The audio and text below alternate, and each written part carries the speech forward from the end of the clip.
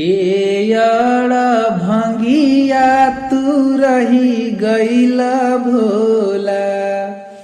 लाले लाल पानी बोला कहवानु होला।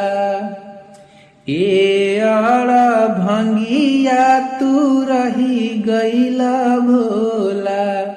लाले लाल पानी बोला कहवानु होला।